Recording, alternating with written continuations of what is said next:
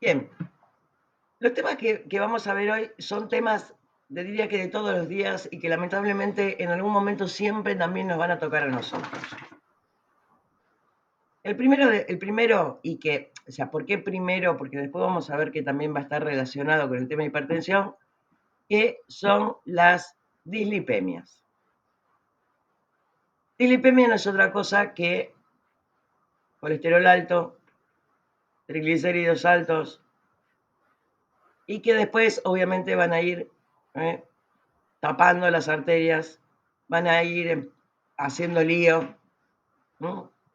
Y que muchas veces son la principal causa de varias patologías del tipo cardiovascular. Colesterol, triglicéridos son obviamente dos tipos de alimentos lípidos, o alimentos, perdón, los consumimos con los alimentos, pero son dos tipos de lípidos. Nosotros estamos muy acostumbrados a escuchar como sinónimo de lípido grasa, pero vamos a ver que hay dos tipos en realidad de lípidos, y están aquellos que provienen de origen animal y aquellos que provienen de origen vegetal, y que hay diferencias eh, en algunas cositas, y qué es lo que ocurre, cómo tengo que hacer con respecto precisamente a cuando están elevados y de dónde provienen. Por eso vamos a hacer una especie vamos a hacer un cuadrito para ver de qué se trata todo esto.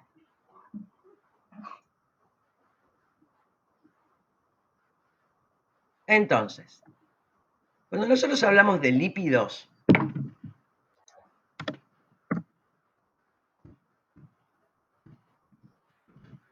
vamos a ver que tenemos, vuelvo a repetir, de dos tipos. De origen animal,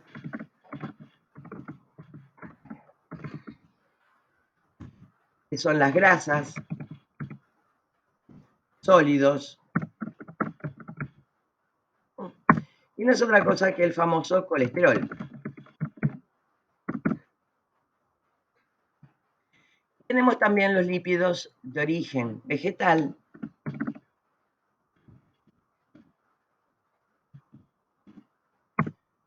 que son los aceites líquidos, los triglicéridos. Como para hacer una cosa así bien esquemática. Nosotros somos o pertenecemos al reino animal.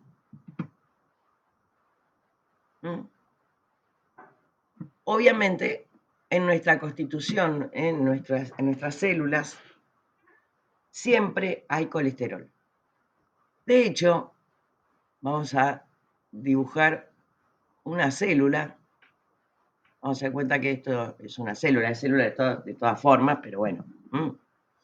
Acá está su núcleo, las distintas organelas, las cosas que están dentro de la célula. Y precisamente la membrana, o sea, la pared de esa célula, va a estar formada precisamente por lo que se denomina una bicapa lipídica. O sea, una capa doble, una doble capa de lípidos. Y entre esos lípidos que tiene la membrana celular, obviamente está el colesterol.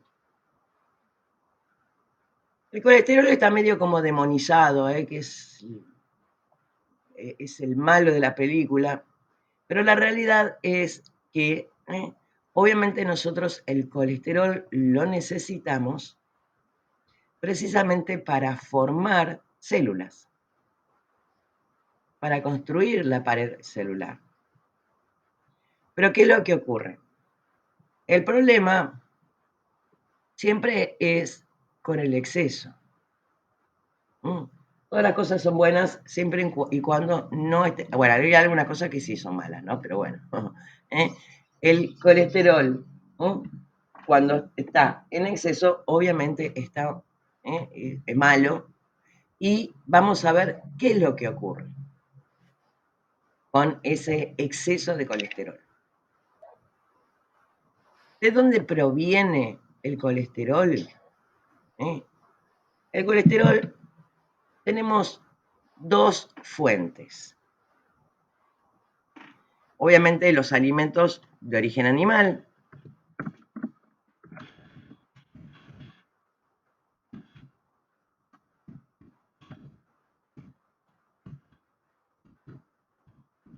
pero también nuestro hígado fabrica colesterol. Porque, vuelvo a repetir, porque nuestro organismo necesita colesterol precisamente para formar las membranas celulares. O sea, que es como una especie de materia prima necesaria. Y los triglicéridos provienen obviamente de los alimentos de origen vegetal.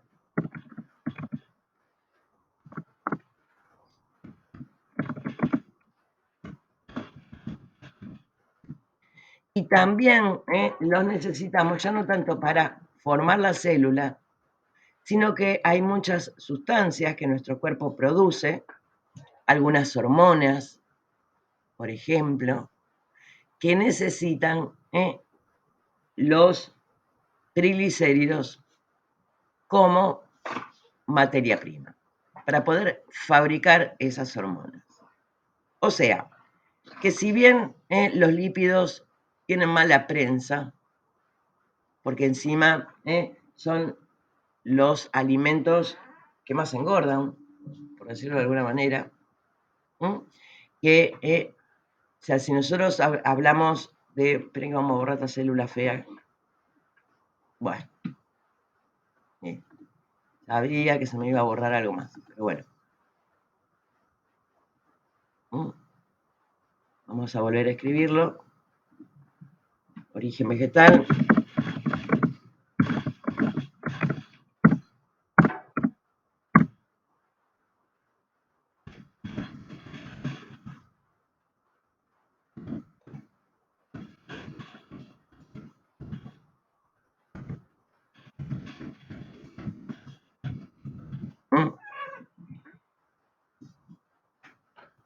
Obviamente, a ver, nosotros cuando nos alimentamos tenemos o consumimos tres tipos de nutrientes.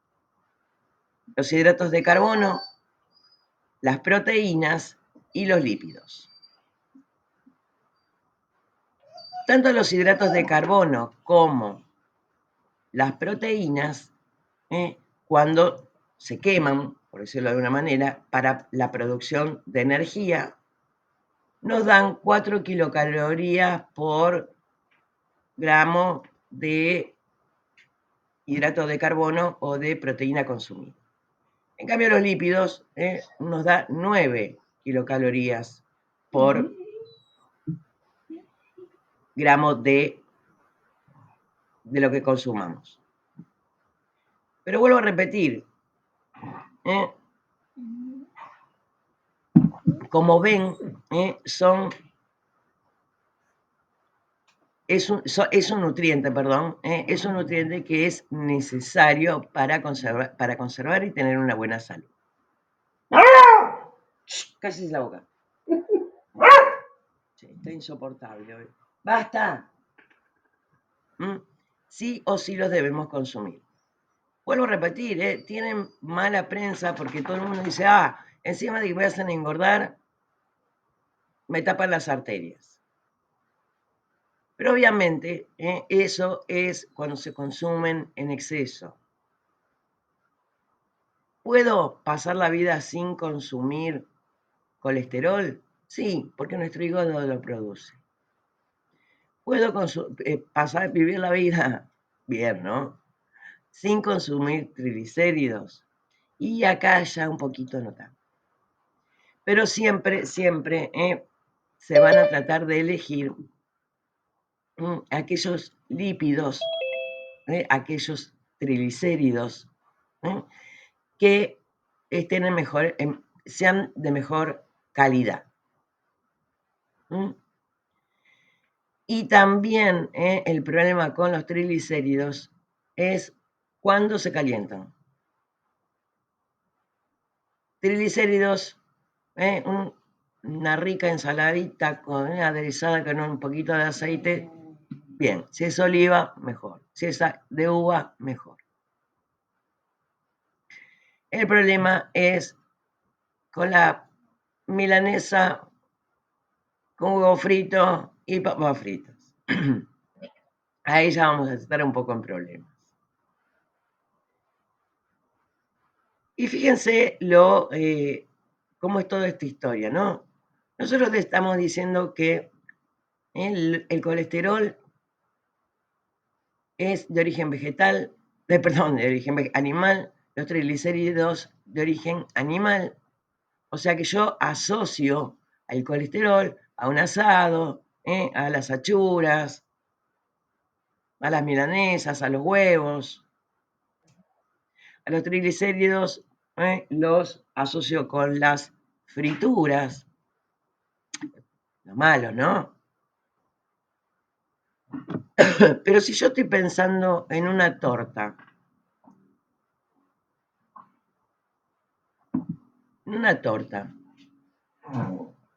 ¿qué me va a aumentar? ¿Qué se les ocurre que me puede aumentar o hacer mal? El azúcar. El azúcar sí, eso ni hablar. Huevo. Pero si pensamos en los ingredientes de una torta, está hecho con harina, azúcar, huevos, manteca, leche. Chao. Eso quiere decir que una torta así, una factura o cualquier alimento de ese tipo que obviamente también en su preparación contenga este tipo de productos, también puede provocar un aumento del colesterol. Pero como uno a veces no se da cuenta que está consumiendo determinados alimentos. No, yo asado no como porque tengo el colesterol alto, pero me bajé media torta, medio budín inglés que se hace con medio kilo de manteca, no sé cuántos huevos.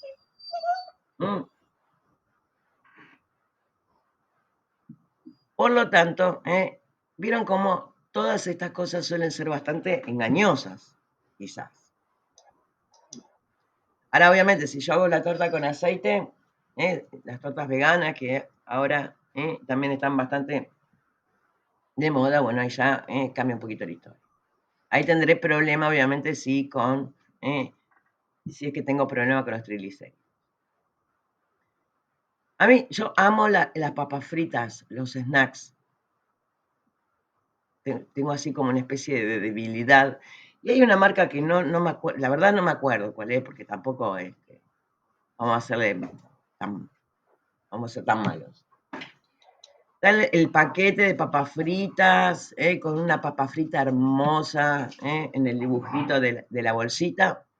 Y tiene bien gigante un cartel que dice libre de colesterol.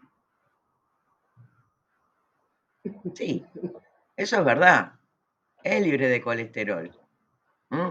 Porque son papas que son de origen vegetal, fritas en aceite que es de origen vegetal, para tener un poquito de sal y se terminó la historia. No tengo ningún tipo de componente de origen animal.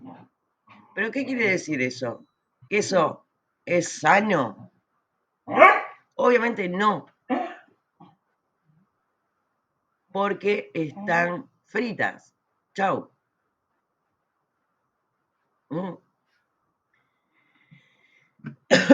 Muchos de los problemas cardiovasculares vamos a ver que están relacionados precisamente con el tipo de alimentación que tenemos. La famosa comida chatarra, que no solamente genera sobrepeso, sino que lo más problemático, bueno, hagan de cuenta que esto está bien derechito. Todos esos excesos, miren dónde se van a depositar. En las arterias. Ahí es donde está el problema. Eso es lo que ocurre con el exceso, con el consumo exagerado de precisamente este tipo de alimentos, en los cuales uno debería, o sea, no es que no consumir. Acá nadie le va a prohibir nada a nadie. Porque, como acabamos de ver, tanto el colesterol como los triglicéridos son alimentos, son componentes necesarios para nuestro bien funcionamiento, para el buen para el buen funcionamiento de nuestro cuerpo. Y me tengo la traba ya. Entonces, uno debería, por decirlo de alguna manera, y como con todo, tener un consumo moderado. Lo que pasa es que, claro, todos los alimentos que tienen lípidos son los más ricos. ¿Qué va a ser? Pero bueno. Vamos a ver también otra cosa que es importante, que parece, vieron que es muy común escuchar, el colesterol bueno, el colesterol malo, y la realidad es que el colesterol es uno solo. No hay uno que es bueno, el otro que es malo. Esto del colesterol, ¿qué es esto del colesterol bueno y qué es esto del colesterol malo? Bueno, el colesterol solito, vamos de nuevo al pizarrón porque esto es muy interesante.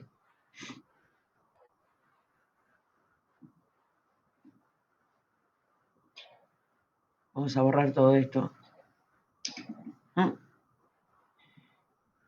¿Cómo es que llega el colesterol a nuestras arterias? Es donde no queremos que esté. La realidad es que el colesterol va a viajar por las arterias. Habíamos dicho que teníamos dos fuentes de producción de colesterol. El hígado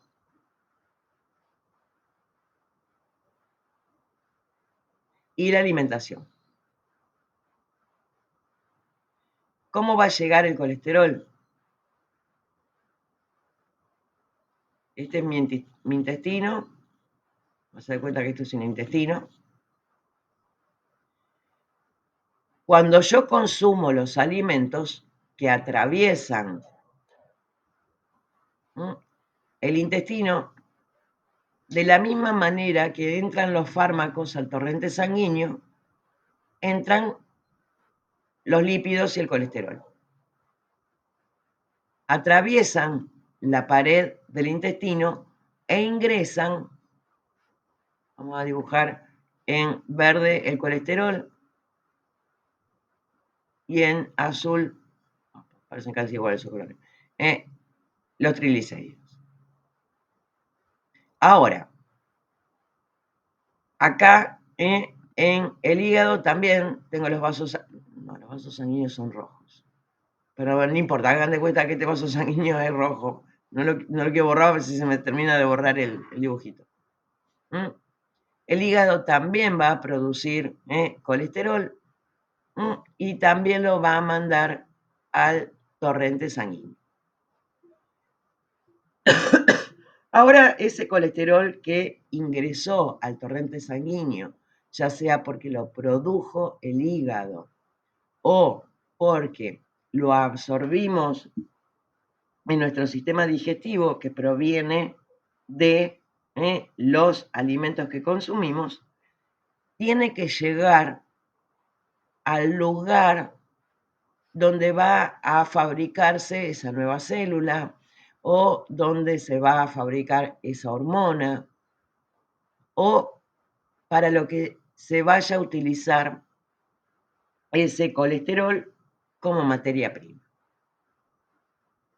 Pero ¿qué es lo que ocurre? En ese trayecto, vamos a dar cuenta que esta es mi arteria. Ahí estamos. Voy a hacer un curso de dibujo con mouse. Vamos a hacer de cuenta que esta es mi arteria. Adentro va a estar yendo el colesterol desde el intestino o desde el hígado hasta el lugar donde el cuerpo lo necesite para poder utilizarlo como materia prima. ¿De qué manera va a viajar el colesterol? Obviamente el colesterol solito no va a viajar. El colesterol va a ir unido a proteínas.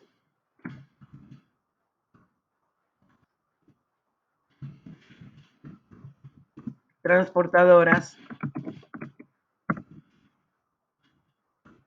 de colesterol.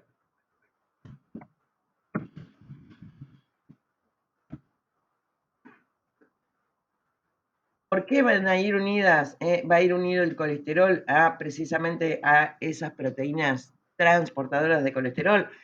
Porque al igual que los fármacos, yo no, circulando por la sangre, es como que no puedo tener demasiadas cosas sueltas porque si no cada una se va para su lado. Y yo lo que tengo que hacer es que todos juntitos vayan a un solo lugar, que es donde va a ser utilizado. Dentro de esas proteínas transportadoras de colesterol tenemos dos tipos. La HDL y la LDL. La HDL, proteína transportadora de colesterol de alta densidad, quiere decir que transporta al colesterol en forma segura, por decirlo de alguna manera. Bien agarradito. Entonces, va a llevar al colesterol desde el intestino donde se absorbió o desde el hígado donde se produjo hasta el lugar donde va a ser utilizado como materia prima y como lo tiene bien agarradito no va a dejar ningún desperdicio por el camino. O sea que no va a quedar prácticamente ningún residuo en el torrente, o sea, pegadito a la pared de la arteria. Y a por lo tanto, se le dice, adivinen cómo, el colesterol bueno. En cambio, el HDL, el LDL, perdón, también transporta al colesterol, pero como que lo transporta medio así, medio chambón. Va llevando al colesterol por el camino y a algunos siempre se le pierde por el camino. Porque lo tiene agarradito muy suavecito. Y precisamente ahí es donde se va a empezar a acumular todo eso que fue perdiendo el LDL por el camino que también lo va a agarrar desde el intestino donde se absorbió o desde el hígado que se produjo, lo tiene que llevar y obviamente ahí lo puede llegar a ir perdiendo. Por eso se le dice colesterol malo.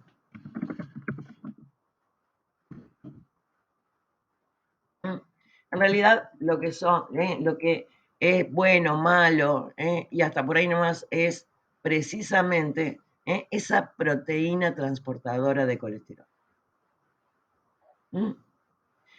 Obviamente esa proteína que tenga una mayor afinidad, que lo transporte con mayor seguridad, que no me vaya perdiendo por el camino, yo quiero tenerlo alto, quiero tener más que del otro,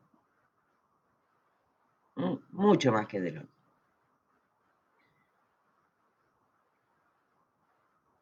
Por lo tanto, son cosas que tengo que ir regulando.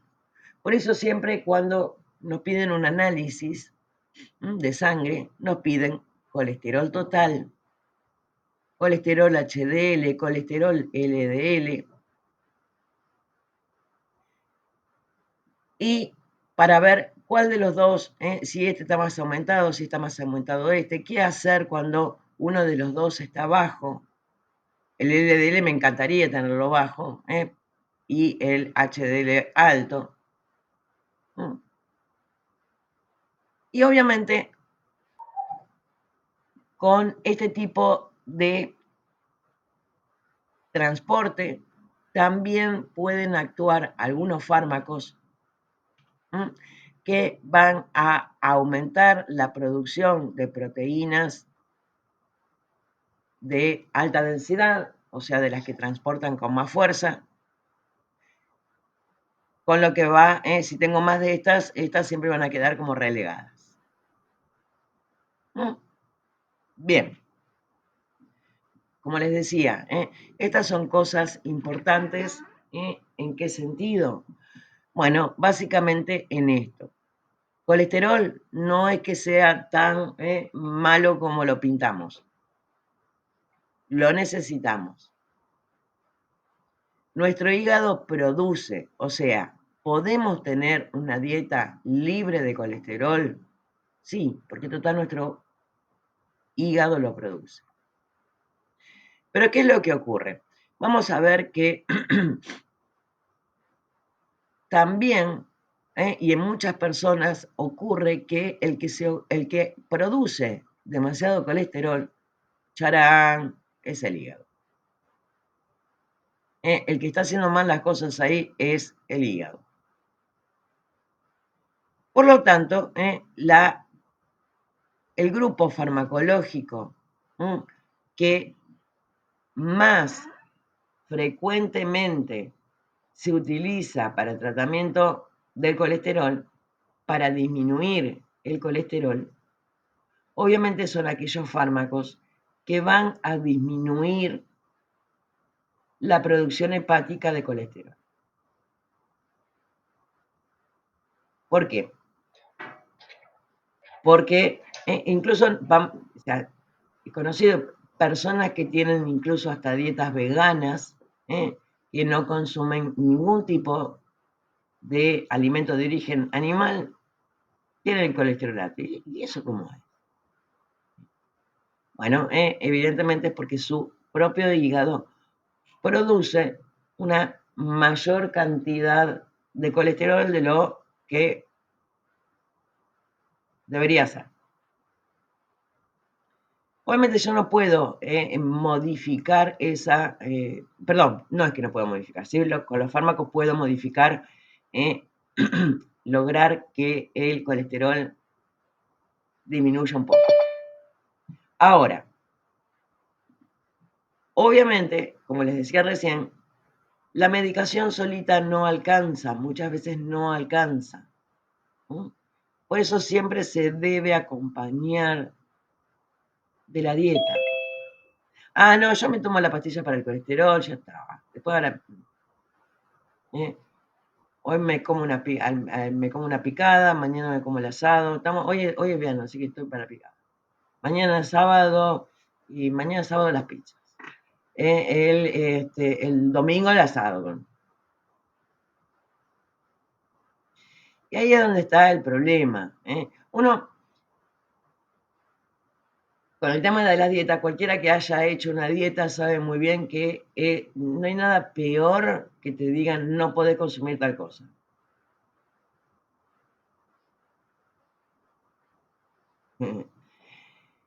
Todo tipo de dieta restrictiva va al fracaso. Va al fracaso. Primero porque, a ver, ¿quién quiere privarse de lo que le gusta? Nadie. Pero volvemos siempre a lo mismo. Nadie, o sea, el tema son las cantidades. Todo con moderación. Obviamente, como al tratamiento para disminuir el colesterol, lo tengo que ayudar con la dieta. Y si yo le digo a la persona, no podés comer absolutamente nada, me va a abandonar el tratamiento a los 10 minutos. Tampoco le puedo dar vía libre. Ah, no, a mí me dijo que yo podía comer. Por eso siempre se recomienda, la recomendación obviamente no siempre se puede, pero siempre se recomienda la consulta con un nutricionista, que va a ser quien va a saber si tiene que aumentar el consumo de tal cosa, disminuir el consumo de tal otra, a ver cómo se lo...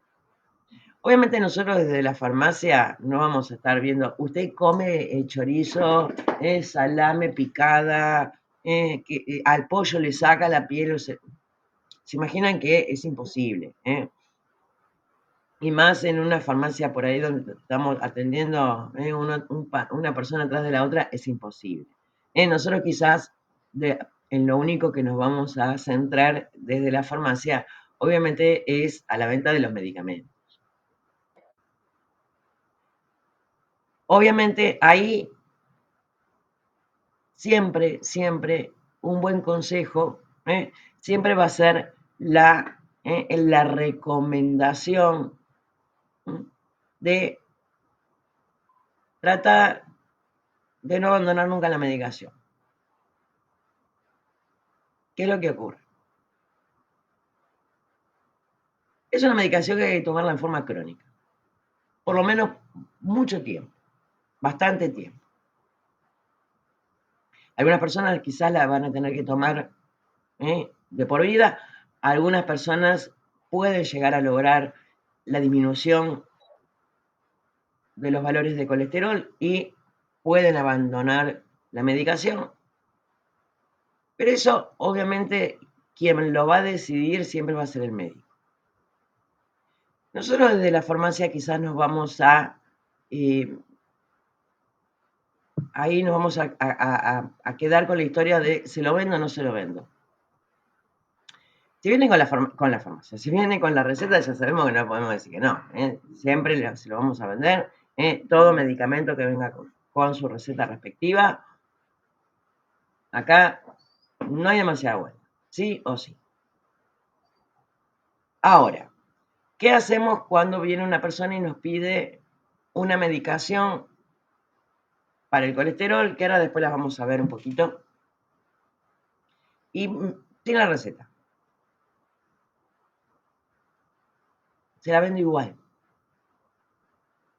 Porque esa persona fue a la farmacia a comprar sin la receta y por miles de motivos. Porque no tuve tiempo de ir al médico a que me haga la receta, porque el médico estaba, como siempre, siempre. No me importa el por qué no haya ido al médico a buscar su receta, pero sí vamos a ver que esto es una medicación que es fundamental y que la debe seguir consumiendo. Entonces, sí, se la vendo. ¿Cuál? Si me sabe decir cuál es la marca, cuál es o cuál es el principio activo que consumen, porque recordemos que también está el tema de los genéricos. Son fármacos que tienen muy poquitos efectos adversos, son relativamente bastante seguros, por más que no sean de venta libre. Se lo voy a vender igual porque esa persona lo necesita. Lo necesita. Si me aguardan un segundito, esperen que buscamos.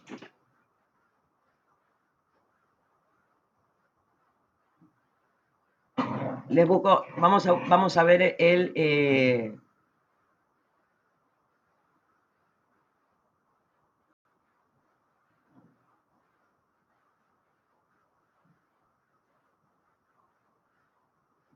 Esperen que estoy abriendo el. ¿Cómo se llama? El material de estudio. El que le subí al.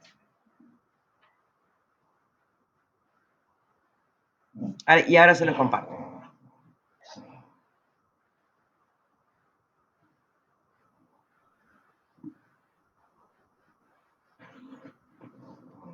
Bien, este es el que les había, el material de estudio que les había subido. Acá tienen los valores normales, triglicéridos menor a 150, acá está lo de el LDL, HDL. Y fíjense, acá hay un dibujito de qué es lo que va ocurriendo.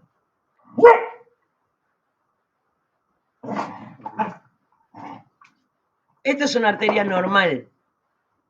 A medida que va pasando el tiempo, lamentablemente, siempre se van a ir acumulando lípidos en nuestras arterias. Comamos o no comamos en exceso. Obviamente, si yo como en exceso, este proceso va a ocurrir en una forma muchísimo más rápida. Muchísimo más rápido. Tengo que ir frenándolo o haciendo que sea mucho más lento. Fíjense que cómo va reduciendo la luz. Por acá la sangre circula tranquilita. Acá ya la arteria va a tener, obviamente, menor espacio para que pase la sangre. Cuando la sangre pasa por acá, por este lugar que está más estrecho, obviamente va a ir produciendo remolinos, turbulencia. Esos remolinos, esa turbulencia, muy probablemente, y ahí es donde está el problema, me va a dañar la capa interna de la arteria, me la va a lastimar. Porque es algo que está permanentemente golpeando.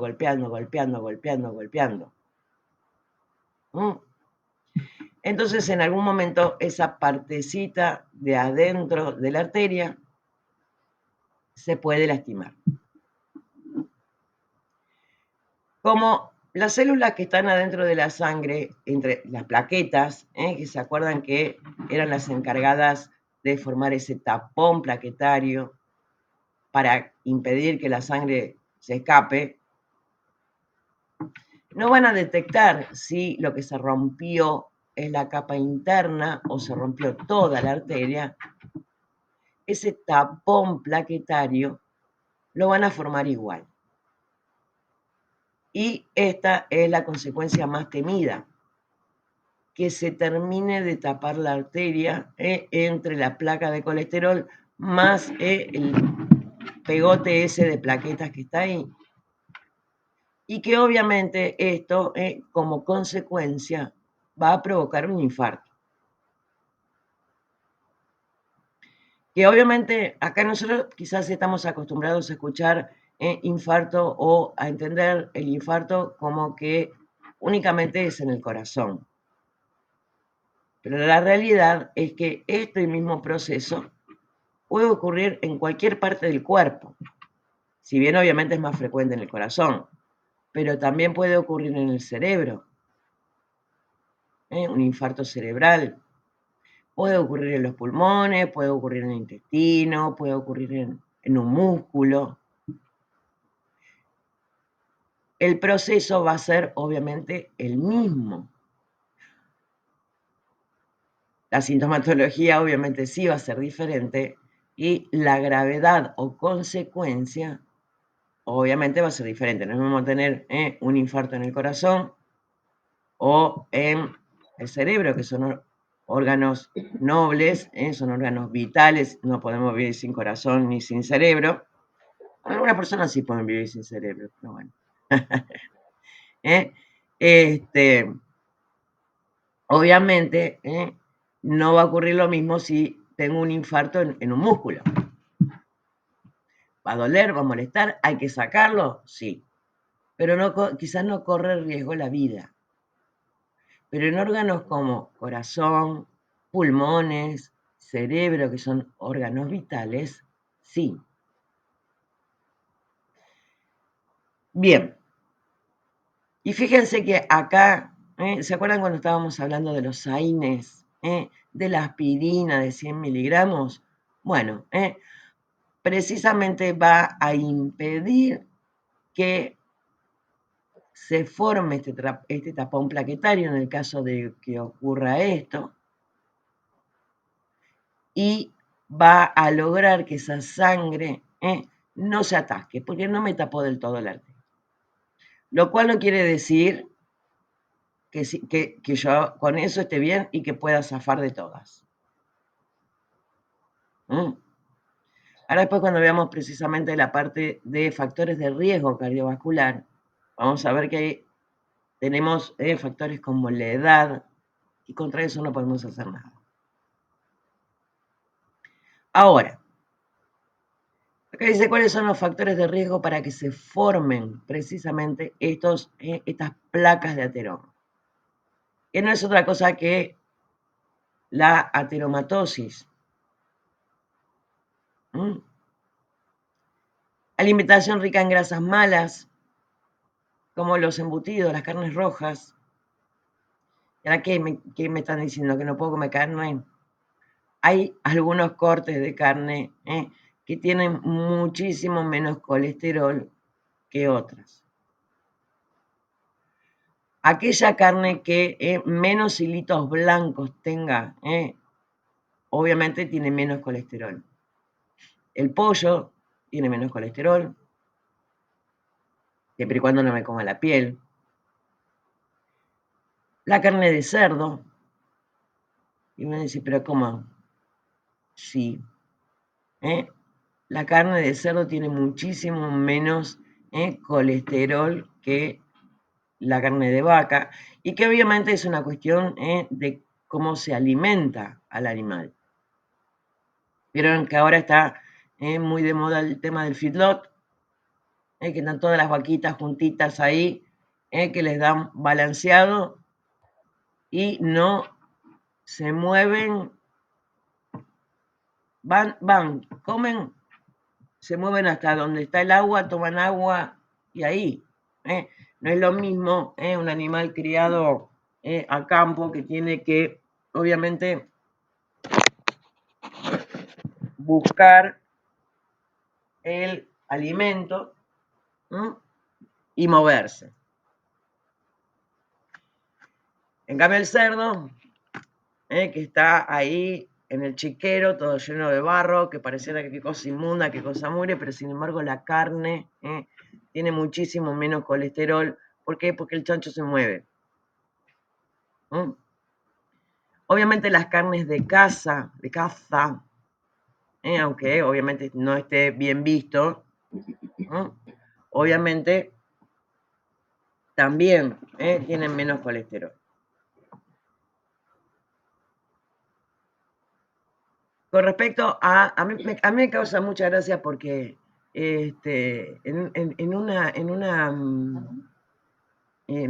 una publicación había leído que él, o sea, hablaba de los alimentos con colesterol, ¿no? Y decía que el huevo de codorniz tenía muchísimo menos colesterol que el huevo de gallina. Y yo digo, claro, con el tamaño que tiene el huevo de codorniz, obvio que tiene menor cantidad de colesterol. Si yo comparo un huevo de gallina con un huevo de ñandú, obviamente el huevo de gallina va a tener menos colesterol también. El huevo, ¿saben en qué parte se encuentra el colesterol? ¿En todo el huevo está el colesterol?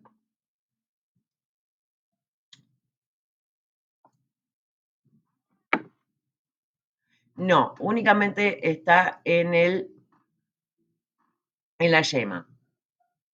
O sea, se puede consumir huevos pero sacándole la yema. Y justamente la clara, que es lo que me sirve para ligar, se puede tranquilamente. Pero bueno, después tenemos cosas como por ejemplo el estrés, la diabetes, la obesidad, el alcohol, el sedentarismo, el tabaquismo, la predisposición genética, que precisamente es cuando la persona genera demasiado colesterol. Pero todas estas cosas, fíjense que algunas las puedo modificar, otras no. Eso lo vamos a volver a ver dentro de un ratito cuando precisamente veamos todo lo que es factor de riesgo cardiovascular. Tratamiento no farmacológico del colesterol, y esto es interesante, ¿por qué? Porque, como yo les decía, esto es algo que lamentablemente en algún momento nos va a tocar a todos. Colesterol alto. Triglicéridos altos. Ya me parecía que no estaba, Janina, porque te veía muy, está justo tu imagen acá y muy quieta. Y de golpe te veo que pedías el acceso de nuevo. Se me fue internet, perdón. Y sí. Entonces, recuerden que siempre, ese tratamiento hay que acompañarlo con la dieta, que obviamente dieta rica en pescado. Y el pescado siempre tiene que ser pescado de mar. El pescado de río también tiene bastante colesterol. Ya se nota nomás en el color de la carne, que el color de la carne del pescado de río es más amarilla. El color de la carne del pescado de mar es más blanca. Obviamente el aceite de oliva. Miren, acá tenemos una buena manera de aumentar el HDL y encima riquísima. Obviamente siempre se trata de evitar los factores de riesgo y el ejercicio también es una parte importante del tratamiento para disminuir el colesterol. Y después obviamente tenemos el tratamiento farmacológico. Y esto es donde vamos a estar enfrentados nosotros precisamente acá en la farmacia. Este dibujito, no se preocupen, es interesante, pero tampoco tiene un montón de siglas y un montón de cosas que no van a ser, no van a romper la cabeza. ¿Cómo es que actúan precisamente los fármacos para disminuir el colesterol? Si el fármaco que más se utiliza, o sea, tengo colesterol alto, lo primero que el médico va a elegir van a ser las estatinas. Atorvastatina, simvastatina, rosuvastatina. Hipolipemiantes. Fíjense que reducen el colesterol total y el LDL. ¡Ojo! Buenísimo. El colesterol malo. Siempre son las drogas de primera elección. ¿Cómo es que lo hacen? Bueno, reducen la síntesis hepática de colesterol. Hacen que el hígado fabrique menos colesterol. Si yo tengo dos fuentes de colesterol y con la medicación reduzco la producción hepática y con la dieta disminuyo el consumo, divino. Efectos adversos. Y acá es donde está el problema. ¿Por qué? Pueden provocar trastornos gastrointestinales, náuseas, vómitos, dolor abdominal, gastritis, piripipí, todas cosas pasajeras, cosas que ocurren con el 99,9% de los fármacos, pero el riesgo de tener el colesterol demasiado alto es peor que tener un poquito de intolerancia gástrica. Dolores musculares, miopatías, sobre todo con la atorvastatina y con la simvastatina, que son los más viejos. En cambio, con la rosuvastatina, que también son todos de la misma familia, pero la rosuvastatina es un fármaco mucho más nuevo, tiene un cambio en su estructura química, que lograron que esto de las miopatías, el dolor muscular, sea muchísimo menor y que sea mucho más tolerable el consumo. Tanto con la atorvastatina como la simvastatina, no le ocurre a todo el mundo esto del dolor muscular. A veces también duelen las articulaciones, pero para quien le ocurre suele ser bastante molesto, pero bastante molesto, duele, como que dan pinchazos en los músculos. ¿Qué es lo que ocurre con porque decimos, pues bueno, listo, vamos todo con la rosuvastatina, que no me lo provoca? Sale 10 millones de dólares la rosuvastatina. Las cajas que tienen 28 comprimidos están arriba de los 10.000 pesos. Sí. La simvastatina también suele, la simvastatina, el de 30 comprimidos suele estar alrededor de 2.000. Y la atorvastatina, hasta hay genéricos por 300 pesos los 10 comprimidos. O los 15, no me acuerdo. Por lo tanto, es otra de las cosas en las cuales vamos a estar bastante atentos con respecto a precisamente esa persona que va a venir sin la receta. Si la persona viene con la receta y la receta dice rosuvastatina, yo no se la puedo cambiar. Ahora, si la persona está acostumbrada a tomar rosuvastatina y no me trae la receta, que no le puedo hacer el descuento de la obra social, que por lo general tiene un 40% de descuento, y en algunas obras sociales hasta el 70% de descuento, ahí ya los números cambian. Pero viene sin la receta, le doy el precio, le digo 10.000 pesos. Ah, no lo tengo.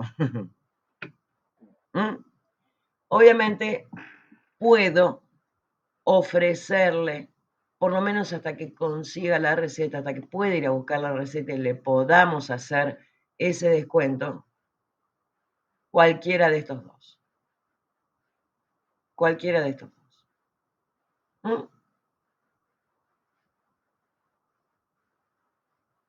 Acá les pone también como efecto adverso una hepatitis medicamentosa. Es seguro, pero fíjense que también tiene un efecto adverso que puede ser medio heavy. Acá ya no estamos tan seguros de que sea bueno. ¿Qué es lo que ocurre? No va a provocar una hepatitis medicamentosa en todo el mundo. O puede, mejor dicho, provocar una hepatitis medicamentosa en personas que ya tienen algún problema hepático. Si no tienen ningún tipo de problema hepático, no quiere decir que no se lo pueda producir, porque nosotros tenemos que tener en cuenta que la biología no es una ciencia exacta y que puede ocurrir. Es raro que ocurra, pero que puede ocurrir. Por lo tanto, obviamente si una persona tiene un trastorno hepático, en realidad estaría contraindicado. Y acá tenemos que tener muy en cuenta que los trastornos hepáticos, ¿cuál es la causa más común de un trastorno hepático? Otra cosa que se consume en exceso. El vino. Exactamente. El alcohol en general. Desde Tampoco una... tomo vino. Desde una cerveza hasta el vodka, que es el que más graduación alcohólica tiene.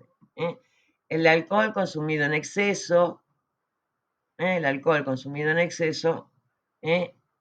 es la primer causa de trastornos hepáticos. Lo cual no quiere decir que sea el único, ojo. No tildemos a todas las personas que tienen trastornos hepáticos de chupandines. Bien. Otro de los grupos son los fibratos. Los fibratos, besafibrato, genfibrosil, fenofibrato. También son hipolipemiantes. Y fíjense acá lo que me dice. No me está diciendo que reduce la producción de colesterol, sino que me habla en general, que me reduce todos los lípidos que sintetiza el hígado. Por lo tanto, los fibratos no solamente van a ser útiles en la disminución del colesterol, sino que también van a ser útiles para la disminución de los triglicéridos.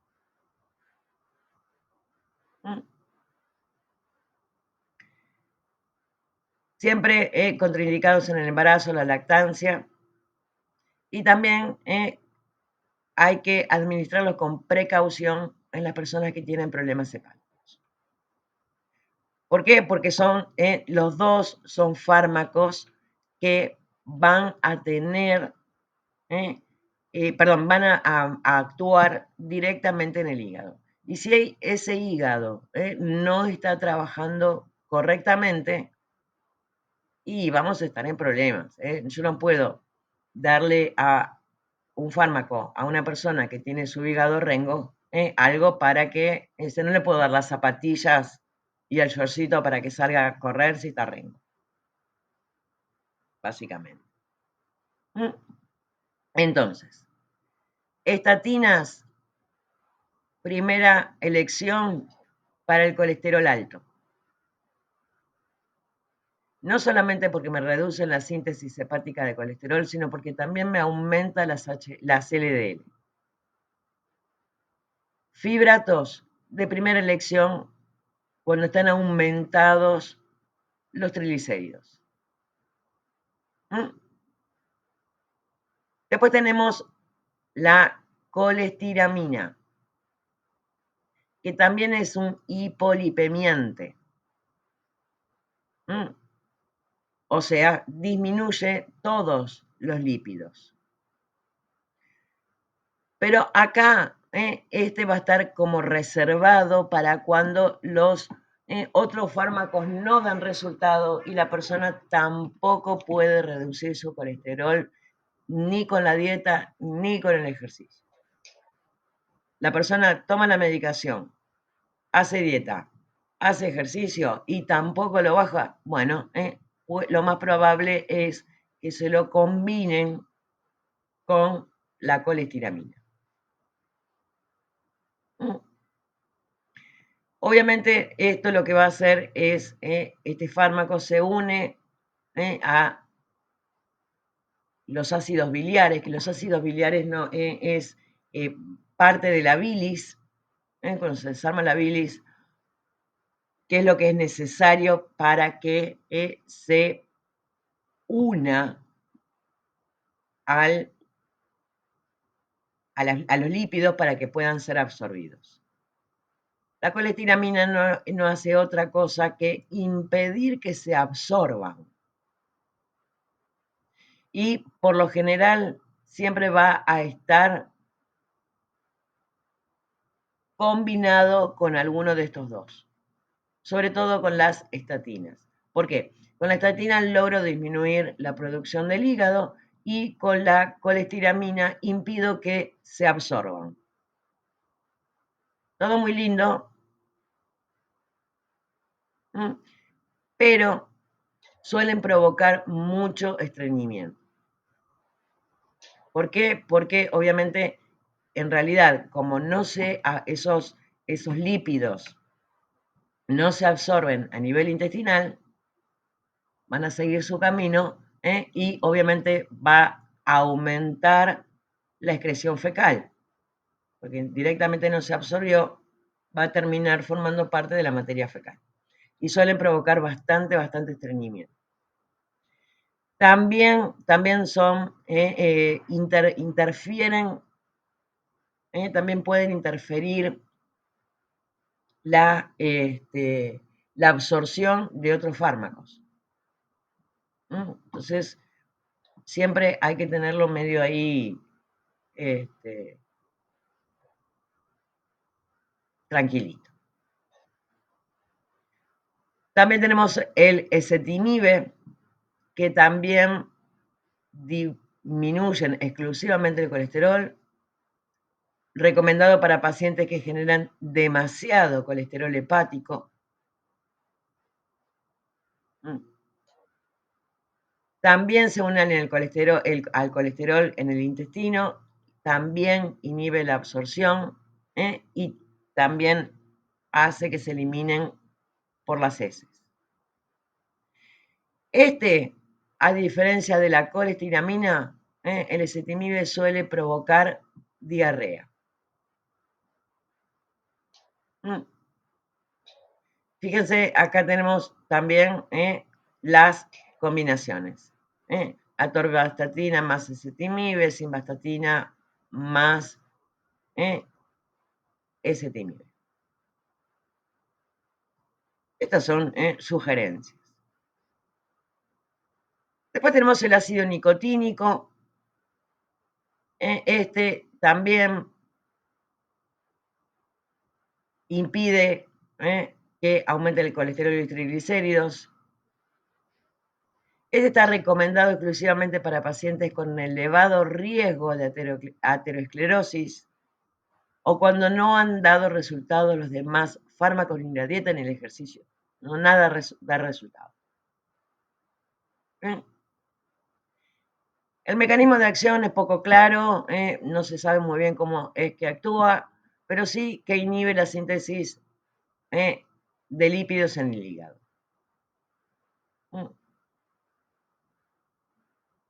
Efectos adversos, trastornos gastrointestinales, vasodilatación, especialmente en la cara, y aparece rubor, o sea, se pone la cara colorada, y calor intenso. Y acá también hay otro de los problemitas, es que provoca también hiperglucemia, o sea, aumenta el azúcar en sangre. Bien. Vuelvo a repetir, estos son toda una serie de fármacos que se utilizan precisamente para el tratamiento del colesterol alto. Son fármacos que se deben sí o sí consumir todos los días. Se toma uno por día, que se puede tomar a la mañana, se puede tomar a la noche, al horario que la persona elija, pero siempre respetando el horario. Si yo lo tomo a la mañana, lo tengo que tomar todos los días a la mañana. Si lo tomo a la noche, lo tengo que tomar todos los días a la noche, en la tarde, siempre respetando el horario.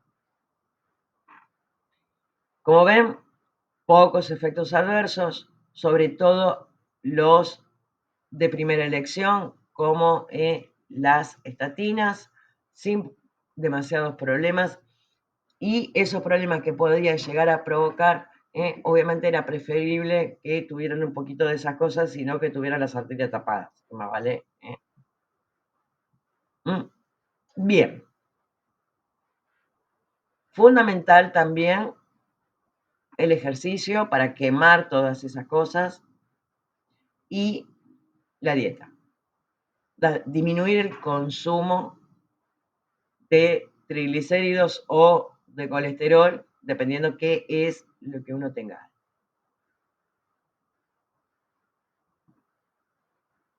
¿Dudas de colesterol? Marianela, Fer, Cami, Sofi, Lucía, ¿alguna duda? No, todo bien. Buenísimo. Bien. Es temprano todavía para el recreo, así que vamos a hablar un poquitito de esto que les decía recién con respecto a todo lo que era factores de riesgo cardiovascular. Vamos de nuevo al pizarrón. Borra todo este cachivache. ¿Y esto por qué es importante?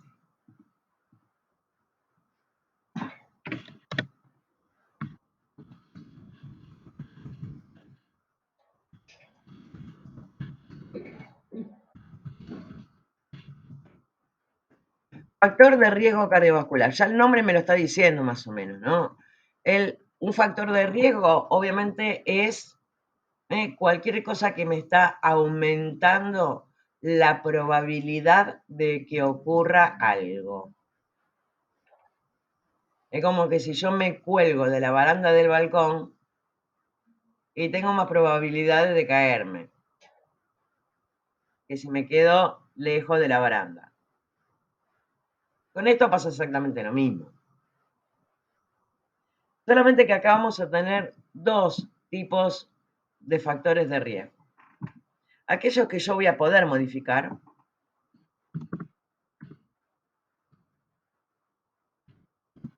y aquellos que yo no voy a poder modificar.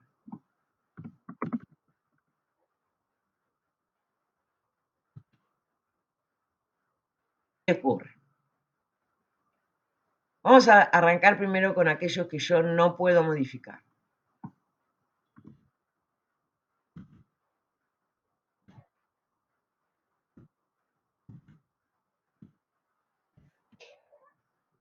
Edad, sexo y herencia. La edad es como todo. No la puedo modificar. Yo me puedo hacer la linda y sacarme un par de años, pero los años los tengo igual. Es como todo, ¿eh? Cualquier cosa con el paso del tiempo se va deteriorando. Nuestro cuerpo también. Nos gusta o no nos guste, lamentablemente. Sexo. Si se es hombre o si se es mujer. Y acá no interviene la percepción que uno tenga. Está tan de moda ahora. Yo soy mujer, pero me percibo taza de té. ¿Eh? ¿Por qué? Porque obviamente está en la constitución genética. Las mujeres que tenemos ovarios, que producimos estrógenos, ¿no? Esos estrógenos tienen una protección, son protectores con respecto al sistema cardiovascular. Los varones no tienen estrógenos y no tienen esa protección cardiovascular. Obviamente, es mucho más frecuente la patología cardiovascular en varones más jóvenes en comparación con mujeres de la misma edad. Muchos varones suelen empezar a tener problemas cardiovasculares 40, 40 y piquito. ¿Qué es lo que ocurre? La mujer en la menopausia deja de producir estrógenos. Por lo tanto, ahí ya esa protección desaparece. La edad promedio de la aparición de la menopausia suele ser los 50, aproximadamente. Algunas mujeres un poquito antes, un poquito después, no importa, pero bueno, ahí ese riesgo cardiovascular se equipara entre hombres y mujeres. Entonces la probabilidad de tener algún problema cardiovascular, obviamente, va a ser más importante con respecto, perdón, esa diferencia que había entre hombre y mujer, se va a equiparar. Lo cual no quiere decir que una mujer de 40 años que todavía esté menstruando no tenga algún problema cardiovascular. Y por último tenemos la herencia.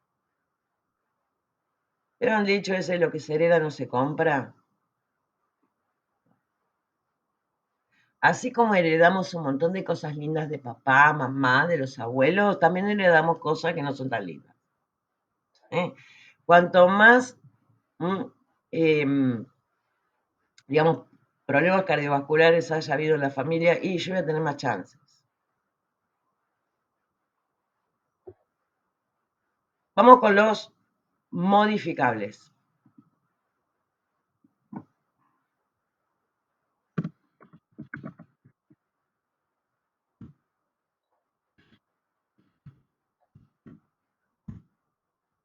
Obesidad, sedentarismo, mala alimentación.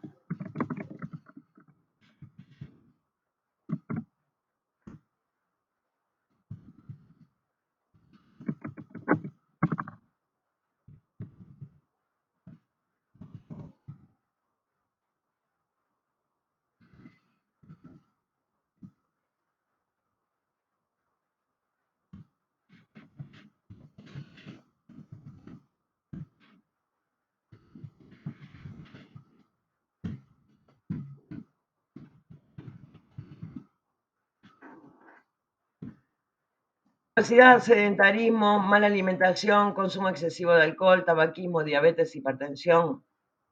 Hay un par más. Fíjense que estos tres primeros están básicamente relacionados.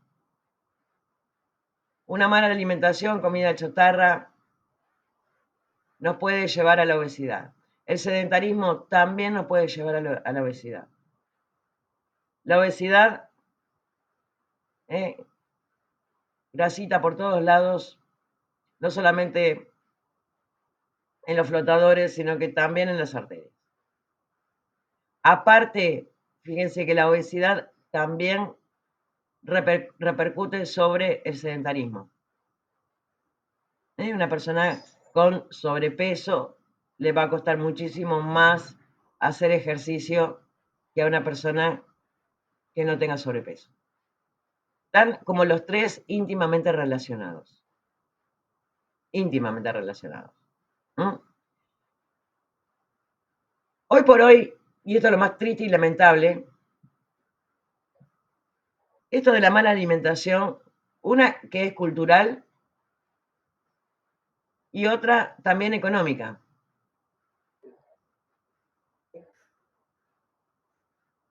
Es todo un círculo vicioso. Encima los médicos que no suelen tener esa famosa empatía y que piensan, no, así te vas a morir. Vos también te vas a morir, flaco. Antes que yo, mira. Lamentablemente los alimentos de buena calidad son caros. Un paquete de fideo, puro hidrato de carbono, está arriba de 150 pesos. Un kilo de carne, arriba de 1000 y pico. No todo el mundo tiene la posibilidad de tener una dieta variada y una dieta sana. Y ni hablar de la verdura. Ir a la verdulería. Sí. Sí. Yo gasto más en la utilería que en el mercado. Exactamente. Eso quizás es lo más difícil, pero por una cuestión obviamente económica y una cuestión también cultural. Por ejemplo, el consumo de pescado de mar, muchísimo más sano, muchísimo más sano.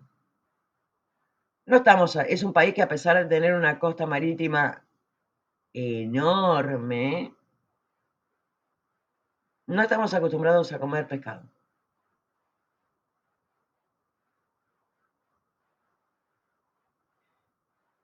¿Dónde está vos, Janina, que es el lago? Es lago, amor, sí. Sí. También. Pescado con repolera. ¿Qué tienen? ¿Trucha? Todo trucha. Pero como no hay pescadería, no. La tenés que ir a pescar. Vayamos a pescar. Claro, Y pero encima tampoco con la mosca, que es sacamos. más difícil agarrar una trucha con la mosca que. Sí, pero es deportivo nomás, no la sacamos. La devolvemos. Está bien. Pero no se comen ninguna. Decime que No. sí, por favor. Pero rico. No. Me da lástima, ¿no? Bueno, entonces me voy al Chocón, en vez de a tu casa. Me voy al Chocón que están los criaderos. Bueno, pero ellos son furtivos. Es de mi zona. Bien. De todo esto, quizás lo único que yo realmente puedo modificar de estos tres factores, el único que quizás puedo modificar sin tener que gastar plata, obviamente es el sedentarismo. ¿Por qué? No hace falta ir al gimnasio a hacer CrossFit, ni tampoco salir a correr una maratón, ni tampoco hacer. Lo importante es no estar sentado todo el día sin hacer nada, cosa que también es muy, muy y lamentablemente muy frecuente en mucha gente. ¿Qué hacemos? Terminé de laburar, ¿qué hago? Me tiro a ver Netflix o a jugar a los jueguitos. Me llegaron las monedas justo, el jueguito. Entonces, como les decía, uno no necesita hacer ni siquiera una actividad extenuante. Cualquiera de ustedes que es ama de casa sabe muy bien que limpiar agota.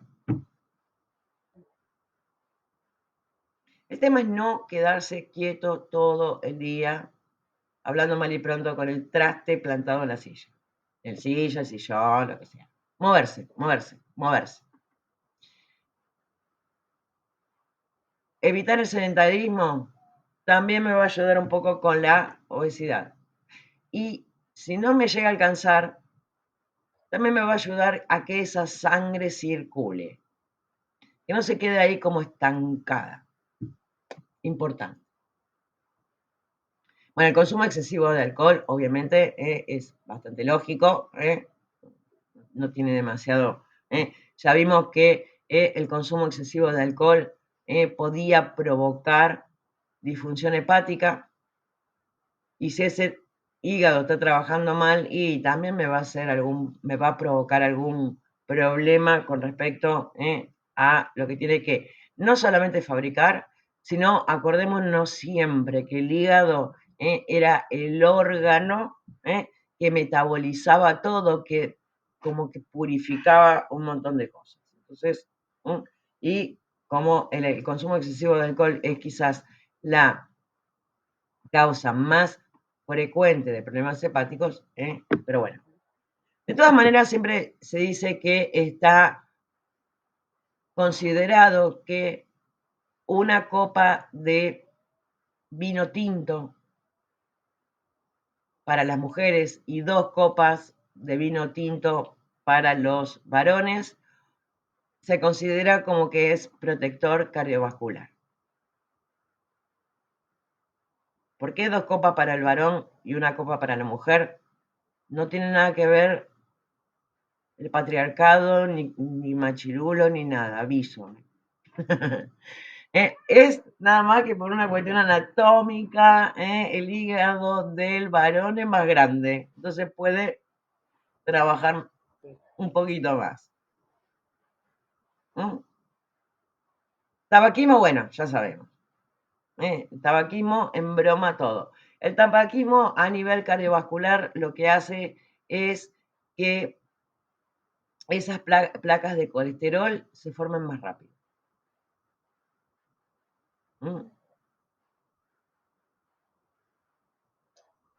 Diabetes, hipertensión, acá ya vienen que tenemos como factor modificable 2 patologías crónicas y que no tienen cura. ¿Y cómo voy a modificar eso? Bueno, precisamente controlando,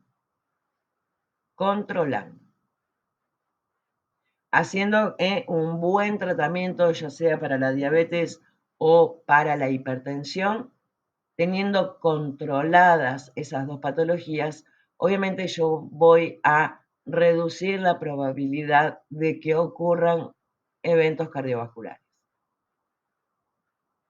La diabetes también, una de las complicaciones que tiene precisamente es como una especie de ateromatosis acelerada. O sea, la arteriosclerosis mucho más rápido que en una persona que no tiene diabetes. Esto, vuelvo a repetir, son todos factores de riesgo que yo más o menos, de una forma más complicada o menos complicada, puedo controlar, puedo modificar. Los otros no. Lamentablemente no los puedo modificar. Entonces, si yo tengo una cierta edad, soy varón o soy mujer posmenopáusica, en casa ya unos cuantos tuvieron o hipertensión o cualquier otro problema cardiovascular, y esto los voy a tratar de manejar mejor. Yo siempre digo que esto es como tener los numeritos de una rifa. Cuantos más números tenga de la rifa, más probabilidades voy a tener de ganarla. Lo cual no quiere decir que si yo tengo, tengo 99 números del talonario y mi vecino tiene un solo numerito del talonario, no se gana el premio a él. Lindo premio se va a llamar. Pero bueno. Entonces lo que yo tengo que hacer es tratar de repartir numeritos. Bueno, empiezo a repartir numeritos. Obviamente, dejando el tabaco, si el alcohol se consume en exceso, reduciendo el consumo. Si tengo diabetes, controlando esa diabetes. Si tengo hipertensión, que ya de por sí es un problema cardiovascular, controlándolo. ¿Por qué? Porque las complicaciones de la diabetes me van a llevar a tener más problemas cardiovasculares. Bien.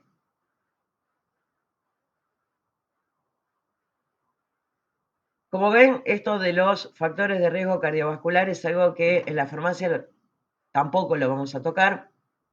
Nadie va a estar en la farmacia, al menos que sea por ahí, no sé, algún lugar chiquitito y que conozcamos a todas las personas que vengan. Mi farmacia del barrio, que ya me conocen, y charlamos siempre de esto, de lo otro. Pero sí es algo importante para nosotros. Porque vuelvo a repetir, en algún momento todos vamos a tener un factor de riesgo cardiovascular. Perdón, todos vamos a tener algún problema cardiovascular. Desde el aumento del colesterol, que me va a terminar obviamente provocando alguna de estas cosas, hipertensión o no, pero siempre algún problema cardiovascular vamos a tener, y sobre todo por esto, por la edad, por el desgaste normal que ocurre en nuestro organismo con la edad. La mayoría de ustedes son todos jovencitos, pero tienen papás, mamás, tíos, abuelos, primos.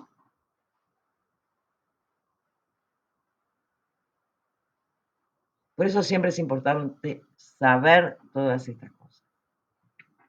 Bien.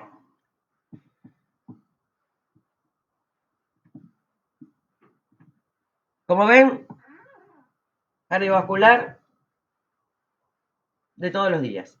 ¿Cuáles son aquellas patologías más frecuentes precisamente en la farmacia con respecto a lo que es cardiovascular? Bueno, obviamente las dislipemias, colesterol alto, triglicéridos altos, que si bien en realidad no es un problema en sí cardiovascular, sino que en realidad es un problema más del orden de lo que es metabólico, porque está afectado el metabolismo. Pero la realidad es que ese aumento del colesterol lo que va a terminar provocando es daño a nivel cardiovascular. Por eso nos metemos acá. Hipertensión de todos los días. Todos los días se venden medicamentos para la hipertensión en la farmacia. Infarto. El infarto también, lamentablemente, es muy frecuente. Muy frecuente. Obviamente, el infarto, nadie va a venir a la farmacia a comprar algo para el infarto. Obviamente se trata en internación, se utiliza un fármaco que se denomina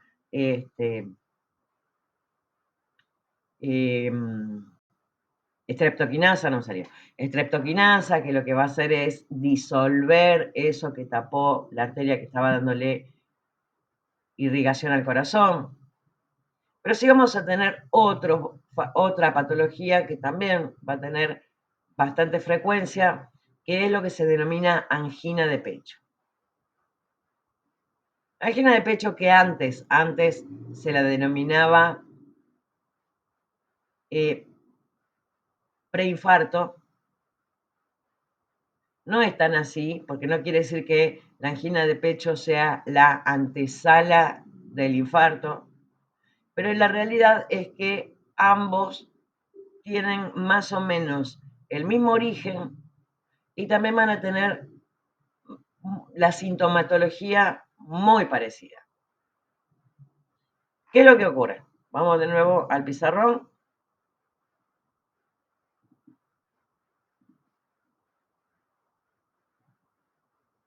Y vamos a ver qué es lo que vamos a dibujar una arteria. Dos, mejor dicho.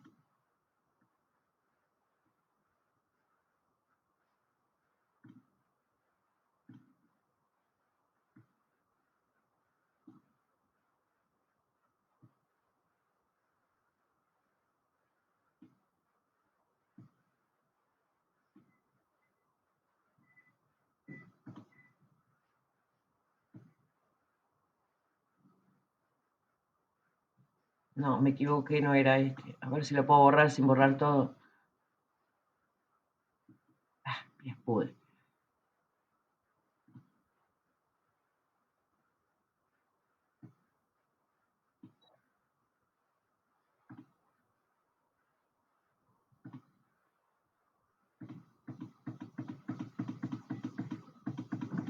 Esto es sangre.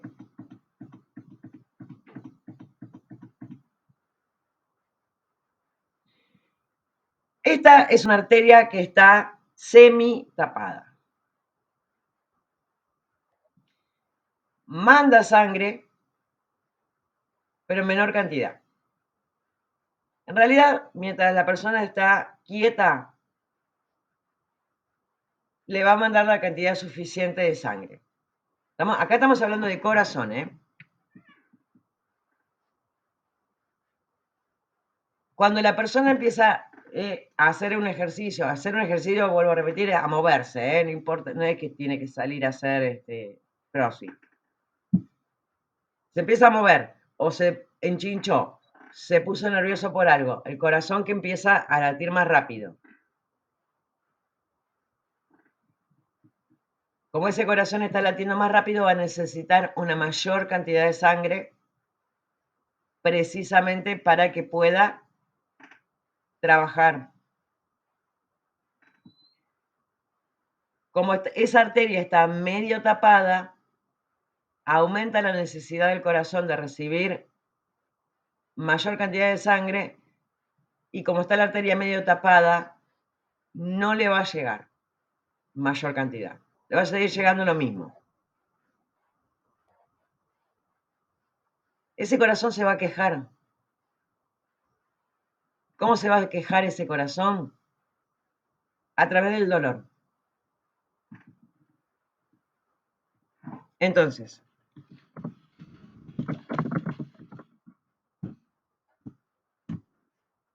¿cuáles van a ser los síntomas de la angina de pecho? Dolor precordial. O sea, acá, en el pecho. Obviamente se desencadena el ejercicio.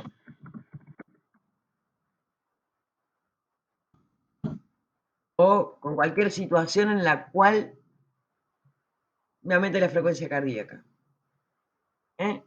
Ya sea el ejercicio, una emoción, vamos a ponerlo también, una emoción.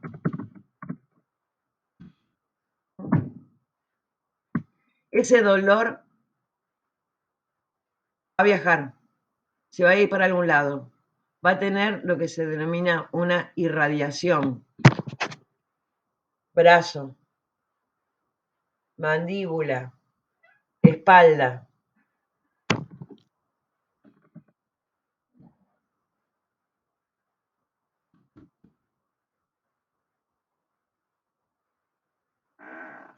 Hasta ahora, por lo que estamos viendo, no es muy diferente de lo que es un infarto. Dolor precordial, con irradiación a brazo, mandíbula, espalda, a veces también abdomen. ¿Qué diferencia hay? Bueno, ahora vamos a ver cuál es la diferencia. Ese dolor dura poquito tiempo.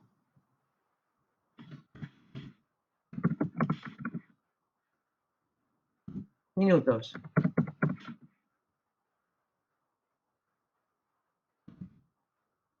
¿Por qué? Si lo que me produjo dolor es el ejercicio, cuando me empieza a doler, ¿qué hago? Paro de moverme. O si lo que me produjo también una emoción, me quedo tranquilita.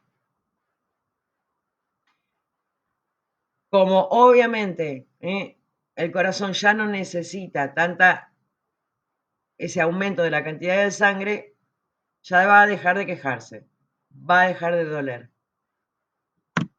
Otra característica fundamental es que responde a la nitroglicerina, que no es otra cosa que precisamente el fármaco que se utiliza para la angina de pecho. Nitroglicerina sublingual. Se pone, ¿por qué? La nitroglicerina, ¿qué es lo que hace? Hace que este vaso sanguíneo, como no puede, porque está ahí tapadito, hace que sea un poquito más ancho.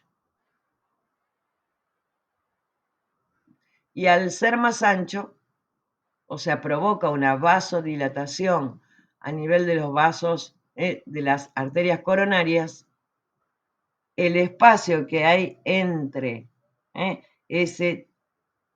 esa placa de ateroma, eso que está tapando ahí, va a lograr que pueda circular un poquito más de sangre y también va a aguantar el dolor. Básicamente. La nitroglicerina es un fármaco que vuelvo a repetir. Son las personas que tienen este tipo de problema están muy controlados cardiológicamente porque se pegan un julepe bastante importante, porque a veces no es solamente que duele el corazón, sino que aparte también muchas veces dificulta la respiración, con lo cual es bastante problemático. Por lo tanto, son personas que suelen consultar bien, bastante seguido en cardiología, y siempre por lo general van a estar con sus recetas y con el control. ¿Qué es lo que ocurre con el infarto? Infarto agudo de miocardio. El dolor es igual. Dolor precordial.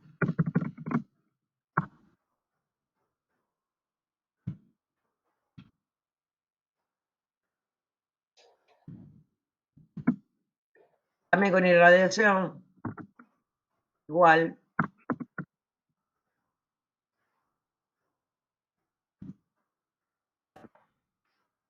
Y acá la diferencia fundamental es que este no va, este dolor no se va a desencadenar por el ejercicio. En realidad, ese corazón también está recibiendo menos sangre. O directamente nada, no es que menos. Ese pedacito de corazón no va a recibir nada de sangre. ¿Por qué? Porque está tapada.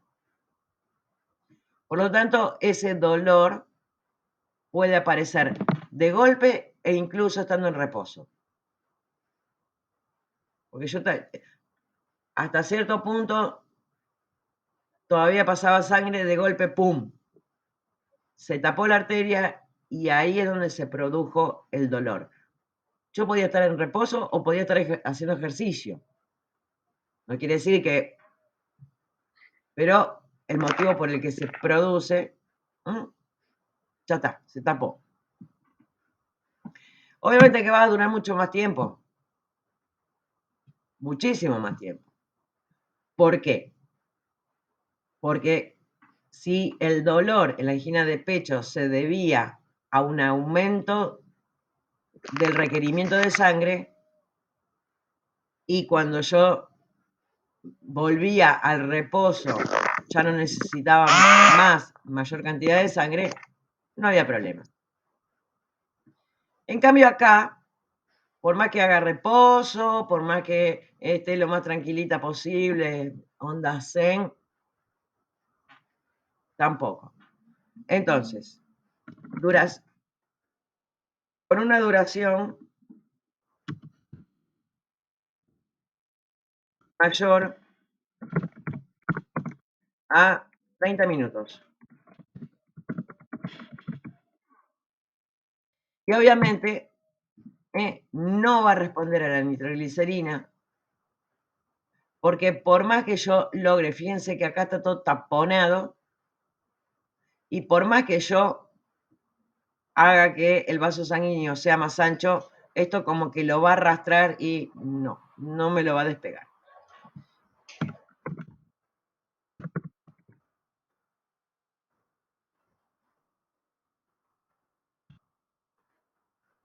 Estas son las dos características, que son parecidos pero diferentes. Antes se pensaba, y por eso se le decía a la angina de pecho como preinfarto, porque se pensaba que esto era el paso previo. No necesariamente. Ese es el tema. La persona puede pasar añares y que no le pase nada. Y uno que aparentemente no tenía nada, chácate, pum, le dio el bobazo. Bien. Obviamente el infarto, cuando empiezan todos estos síntomas, y hay que salir rajando. urgente la consulta. ¿Por qué? Porque el tratamiento o el éxito del tratamiento, al menos que sea realmente un infarto muy grande y que produzca la muerte en forma instantánea, va a depender de cuánto antes se empiece con el tratamiento.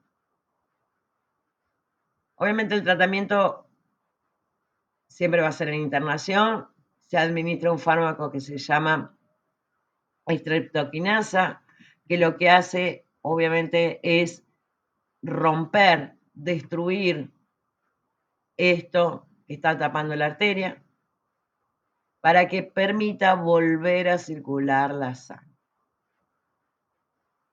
Pero ¿qué es lo que ocurre? Ese fármaco, la streptokinasa, tiene lo que se denomina un periodo ventana de 6 horas.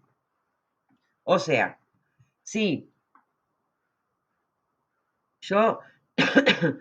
si pasaron más de 6 horas desde el momento que empezaron los síntomas, eso no se puede utilizar. Ya no sirve, no es que no se pueda utilizar. Porque me sirve mientras toda esta porquería que está tapando ahí todavía está blandito. Cuando esto dejó de estar blandito y ya se endureció, no me va a servir. Entonces, por eso siempre se recomienda la consulta lo más rápido posible. Después, obviamente, los tratamientos, no es que no haya otro tipo de tratamiento, está lo que se denomina la angioplastía, y en casos más graves, un bypass, obviamente, pero siempre van a tener un riesgo mucho mayor, muchísimo mayor. Pero bueno, como ven, esto es algo que se hace en internación. En la farmacia nadie va a venir a comprar un fármaco cuando está con síntomas. Van a ir directamente a la guardia. En la farmacia tampoco van a venir a comprar los fármacos para el tratamiento, pero sí van a venir una vez que le hayan dado el alta. Cuando a esa persona le dieron el alta, ya se puede ir a su casa. Obviamente va a estar un tiempito con un tratamiento farmacológico. Ese tratamiento farmacológico va a, obviamente, involucrar, volvemos con la aspirina, para evitar que vuelva a pasar esto, y eso por un lado. Y por el otro lado, un grupo de fármacos que se los denomina beta bloqueantes,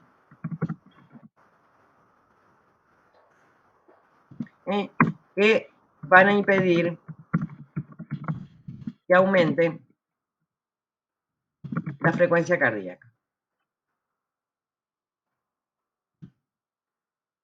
Porque recuerden que cada vez que aumenta la frecuencia cardíaca, va a aumentar la probabilidad de que ocurran estas cosas. Bien, según mi relojito son las 11:51, o sea, 12 menos 10. Nos queda ver todavía la parte de hipertensión. Tengo fe que con una horita nos va a alcanzar muy bien. Si quieren hacemos ahora el recreíto, porque para la hipertensión vamos a necesitar tener la cabeza un poquitito más. Qué lástima, Janina, que te lo vas a perder. Sí, perdón. No pasa nada. Recordá que después va a estar el video. Y bueno, tenés el Zoom en el celu. Ah, sí, porque el correo lo tengo acá. No, pero el ¿Usted Zoom. me dice? Tenés que tener la aplicación en el celular. Ah, qué No, pena, porque porque ni si no. siquiera puedo, Claro, porque si no lo podías seguir porque la compu directamente desde el celu. tampoco. Bueno, te saludo. Que tengas Muchas gracias. una linda semana. Nos vemos la semana que viene. Gracias. Bueno, el resto nos vemos en 15 minutitos.